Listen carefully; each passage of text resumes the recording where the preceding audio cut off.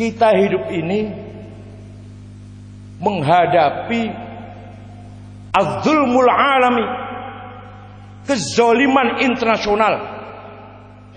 Kita ini dizolimi secara internasional, Pak.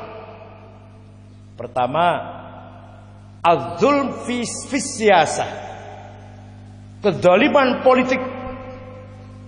PBB, organisasi bangsa-bangsa, negara-negara kumpul tentang PBB niku, itu hanya dipegang oleh 5 anggota tetap Dewan Keamanan: Amerika, Inggris, Prancis, Rusia, RRC.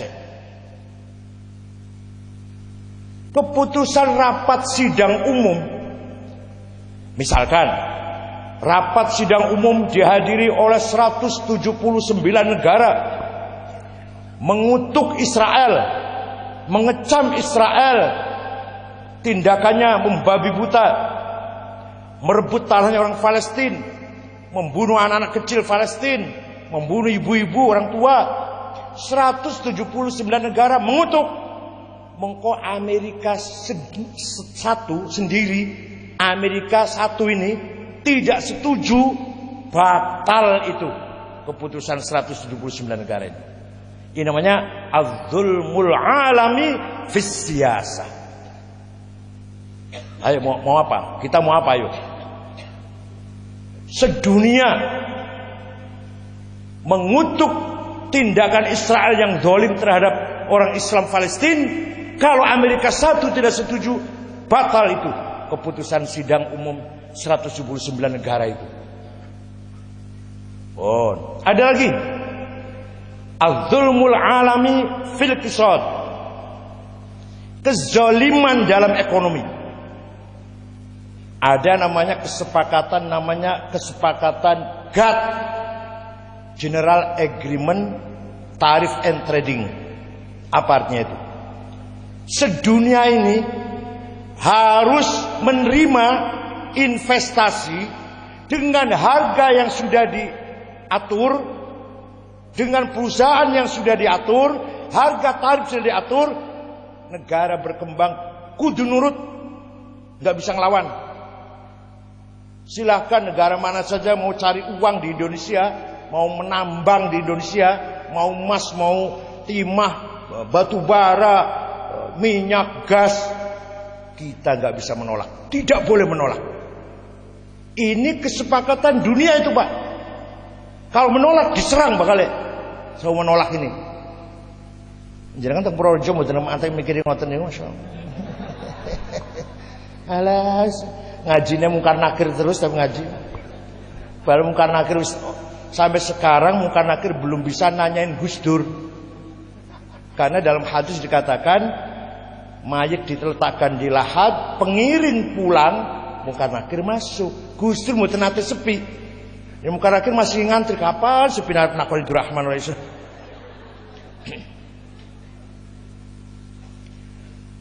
Jadi kezaliman dalam ekonomi.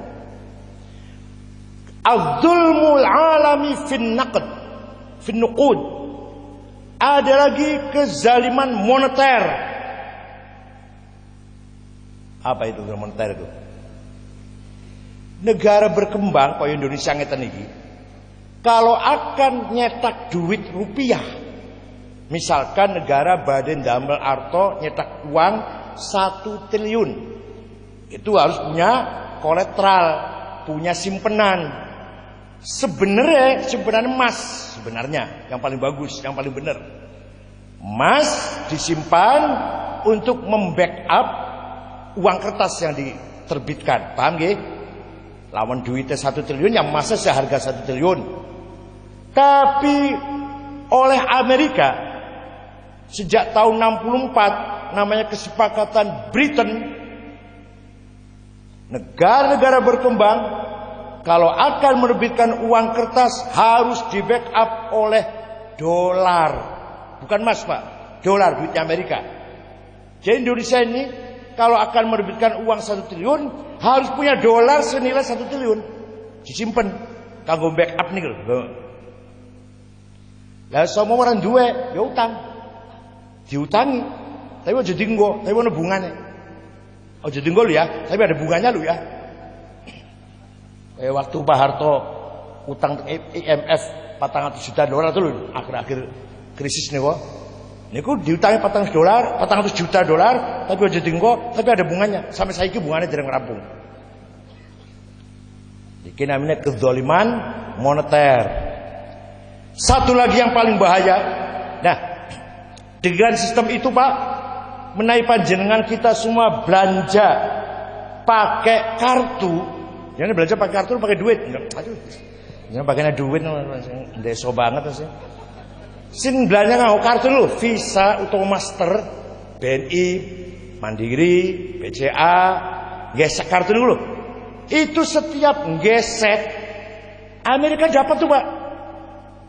Amerika dapat 0 sekian 2 sen. Setiap kita belanja gesek kartu, Amerika dapat 0,2 sen. Jadi kita semakin belanja semakin banyak, semakin memperkuat dolar, semakin memperkuat Amerika. Rasa betul jenengan. Sing belanjane karo kartu niku, ya kula barang.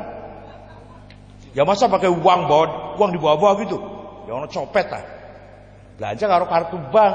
Nah, tapi begitu belanja pakai bank digesek ngenten iki Master Visa, itu dolar untung, Amerika untung. Zalim mboten ngoten niku. Kalau tak cerita zalim iki make cerita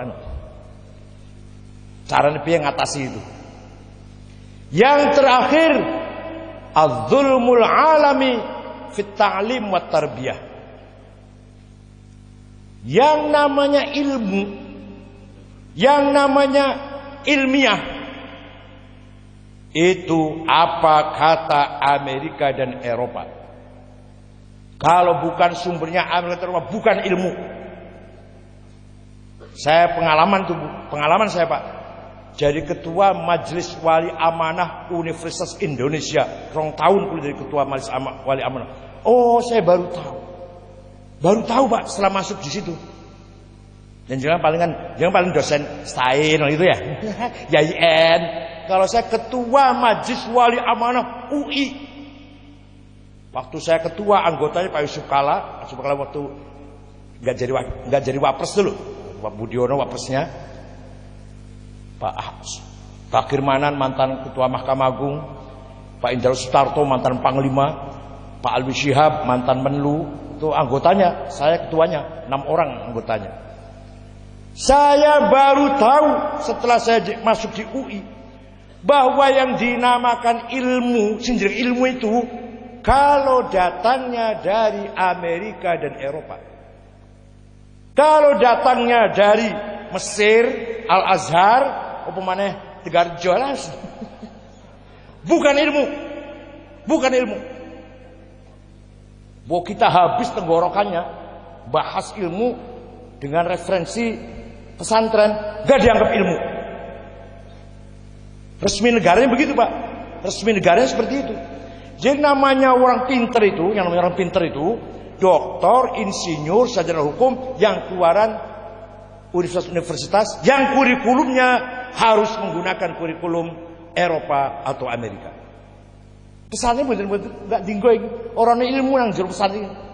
Mubadir mondok iki, orane ilmune nang jero pesantren iki.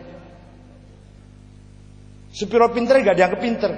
Enggak dianggap ilmu yang ada di pesantren ini tidak dianggap ilmu. Nah, jadi az-zulmul alami fis siyasah, kezaliman global dalam bidang politik, az-zulmul alami fil iqtisad, kezaliman global dalam bidang ekonomi, az-zulmul alami fil naqd, kezaliman global dalam moneter, terakhir az-zulmul alami fit tarbiyah wat ta'lim dalam bidang pendidikan.